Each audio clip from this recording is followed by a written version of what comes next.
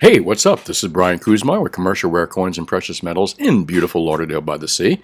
Our live cam view right here, and I'm only a couple blocks down the street. That way, that way, that way. Well, let's see what's happening today. It's January 25th, Monday, and prices have seemed kind of held up not too badly. As I would say, steady as she goes, and the phones are ringing already. Sorry this report didn't get out a little bit earlier. I have just been tied up with so many things. We've just been off the hook busy here at the store. And as I said, steady as she goes. But when you see these little dips like we've been seeing occasionally, definitely buy the friggin' dips. And that's been our philosophy here for the last several months. Don't panic on these dips. Even when you see big, we've seen a couple $100 down, not days, but a couple days where we've seen gold go down $100 and silver make some $2 and $3 swings. And unless you were selling, there was no loss here whatsoever. In fact, it provided many people with an opportunity to buy more stuff. And we'll get into that in a moment. Anyway, last year was the year of buying the dip with gold, silver, and precious metals. This is going to be the same, in my opinion, with gold, silver, and platinum. Buy the dips. Well, let's take a look at the news real quick here. It doesn't look like much. I previewed it earlier. I didn't see too much. I think that really affects us. Political stuff here. Dominion sues him, Antifa. And by the way, this is off of Zero Hedge. I like it. It's kind of like a bloggy central hub with all kinds of different subjects and all different kinds of viewpoints, unlike a lot of the corporate media read, which is the same viewpoint over and over and over. I like to mix it up a little bit and read different ideas and different thoughts. And Zero Hedge does that very well. This is a paid site right here. It's $1 a day if you want to pay. If not, Zero Hedge offers all these articles for free. You can read it for free yourself. And no, they're not paying me anything to say this. Let's take a look. And gosh, there goes those phones again. We must have a lot of buyers waiting out there.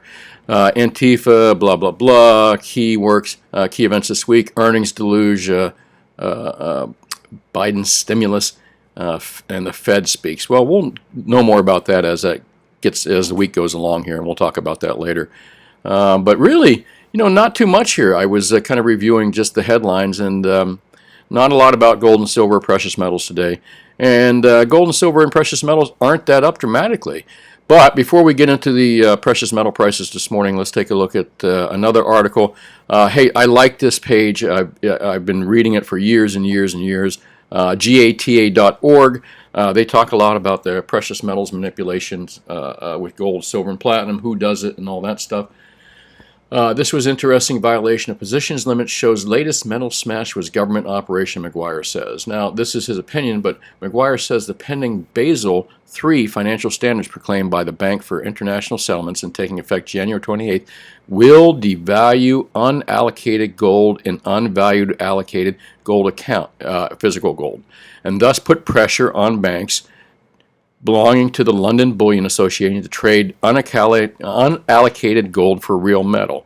So basically, the Ponzi scheme is up for these folks. And London Bullion Market, London Exchange has been in trouble many times, I believe, because they've got so much gold people supposedly own on paper, and there can't possibly be that much gold out there held by these. So more or less what an unallocated account is, it basically says that, yeah, you and 10 million other people are part of a pool here of people that own this, but there's no gold here with your specific name on it.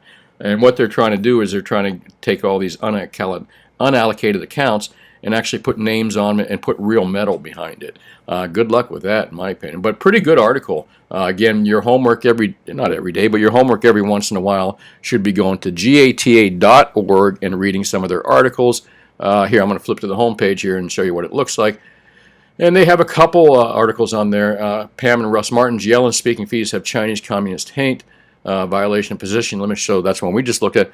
What if the big silver futures shorts are trading for the government? Another interesting article, and something that Ted Butler has brought up many times. And let's talk about Ted Butler here, because I think Ted Butler is one of the, when it comes to the manipulation in the silver market, he's probably the smartest man on the entire planet. I believe he knows more than, I've been reading Ted Butler stuff for years and years and years at Butler Research, and I think he's doing this article for silverseek.com, but no less, I love his stuff. I'm going to read it real quick here. he started calculating the financial plight of the 8 big shorts in COMEX gold on a twice-weekly basis around June 2019. That's when gold moved higher, the last June. The big shorts had added quite aggressively to the short positions early in the move when gold rose to $100. The big shorts were out $2.2 billion as gold rose. So, I mean, the short positions in gold and silver were getting hammered pretty badly. The drastic turn in the financial fortunes, I'm kind of skipping a few things here. I'd recommend reading this, The Silver Short's Last Stand by Ted Butler at Butler Research. The drastic turn in the financial fortunes of the 8 big short positions in the silver and gold market is not the only change that has occurred since the summer of 2019. A development that Ted Butler says he believes is just as important as a change in the composition of the big shorts. The former king of the big shorts since 2008, JP Morgan, broke ranks and completely covered its gold and short positions. So JP Morgan is out. So there's some other banks that are still have huge short positions in the precious metals market, but JP is out. And if you remember, we're going to get into it here in a moment, they got fined big money for manipulation of gold and silver markets. However, let's take a look at this right here. It has now been 10 months since JPM has held no significant COMEX gold and silver short position. It makes sense for JPM to have eliminated its dominant COMEX short position, as that allows it to profit on its massive gold and silver physical holdings, which is apparently 25 million ounces of gold is what JPM holds, and 1 billion ounces of silver. I wonder if that's allocated. Anyways, let's not go there. On which it is ahead by $25 billion. Remember, they got recently fined for $987 million. Well, that's because they made $25 billion manipulating the market. But we're almost there. But it's not just the profit motive alone suggesting that JP Morgan may have sworn off its manipulative short selling, as Ted Butler says. And here we go. And we've talked about this on our show. We talked about their big giant fine they got, along with a monetary penalty it received in its recent settlement with the Justice Department. That was almost $1 billion that JP had to pay for manipulating gold and silver markets. And again, that was in mainstream news. It's not conspiracy or anything. JP Morgan agreed to a deferred, this I did not know, to a deferred criminal prosecution agreement. Now, I was under the illusion that the government had just said, okay, you guys, we'll give you a $987 million fine. You made $25 billion, big deal. Here's your fine for almost $1 billion. Go along with what you're doing. But I did not know that the Justice Department and the CFTC agreed to a deferred criminal prosecution agreement. In fact, I had made a comment that they get away scot-free for this. But apparently they did get away scot-free this time. But it looks like if they get caught doing it again, someone's going to jail. Well, maybe go to jail. You never see these guys go to jail. But the illusion, putting them through the illusion they're going to go to jail. So let's move along. This would expose the world's most manipulative bank to untold penalties should it do anything improper for the next few years. The monetary penalty was a rinky-dink, and again, I said $987 million. Remember we talked about this a couple months ago or something. It was nothing, a drop in the pot, nothing. But the deferred criminal prosecution, which I did not know at the time and didn't know till today, was as serious as a heart attack. JP Morgan has good reason, of course they do. The suckers can go to jail now, which they probably should have the first time, aside not add to short positions on future price rallies. So they paid $987 million. The government says, listen, you do it again, we may prosecute. They probably should have gone to jail the first time. However, they don't because they have massive amounts of money and they're too big to fail and too big to put in jail, I guess, too. However, they have been warned next time you may go to jail, which really just means more penalties. So they're kind of laying low. JP's laying low right now. But there are other banks still with huge gold and silver short positions. And I'd read the rest of the article here, but I'm going to let you read it yourself. Now, was JP Morgan smart to get out? Sounds like it, according to Ted Butler. They exited their position. They're sitting on a large gold and silver position, so they should do well. But what about those other huge short positions? What's going on there? And at the end of the article, let's see what he says here. If they are overrun and must buy back their shorts at any price, and it could happen, it'll be like Tesla shares on steroids. This is the big shorts' last stand. The only difference between the big shorts of today and General Custer of yesteryear is that the historical record suggests Custer didn't realize he was trapped until the last moment. Ted Butler's guess is that the big shorts now know they are doomed and are just delaying the inevitable. So they know they're doomed. They know they can't pull out of this short position. It's way past that. And that's probably good for us holding silver and gold. And this is probably especially good for silver because that's where most of this manipulation is going on.